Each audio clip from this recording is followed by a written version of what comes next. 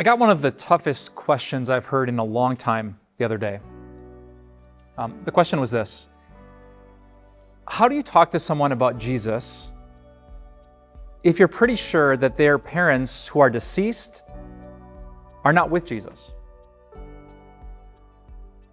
Like, you might have a friend, a girlfriend, a boyfriend, a roommate, a coworker that you really want to share the gospel with, but the people that they know and love the most who have passed on didn't believe the gospel.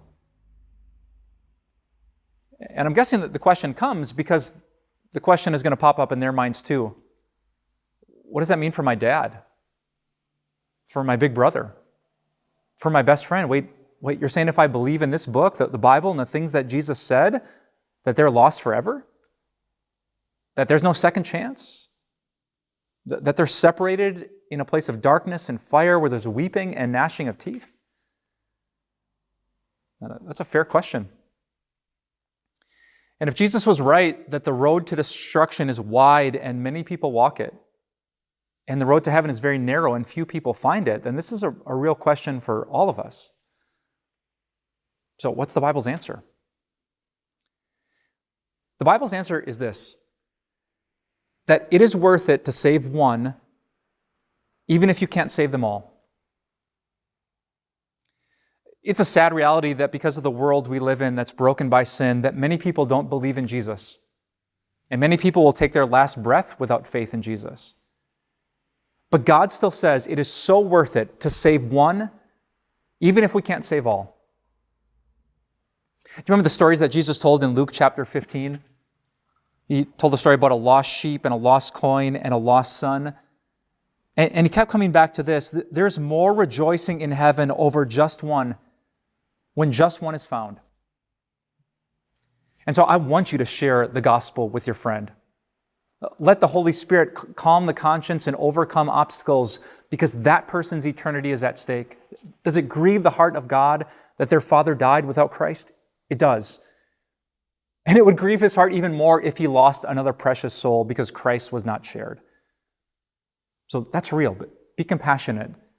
Be patient. Weep with those who weep. And remember, it is only this message that saves. And don't you think that Jesus had to deal with this? He shared the good news of the kingdom, not just with little kids who had living parents, but with grown-ups. And in the first century, where people died much younger, many of them probably had parents who had passed on. And he comes with a new teaching, a teaching of grace and mercy, a teaching of free forgiveness, that those who humble themselves before God will be exalted. What did his audience think? Now, I'm not sure if they thought about their parents, but I do know this, that Jesus did not let that stop him. He preached with compassion and love. Let me leave you with an analogy. If there was suddenly a cure for cancer, and your friend had cancer, and both of her parents had died of cancer, and you knew about the cure and she didn't, would you share it? And the answer is, of course I would. I wish I could have gotten it sooner to save more lives, but the fact that I can do something right now, there's good news, there is a cure, that means it's worth sharing.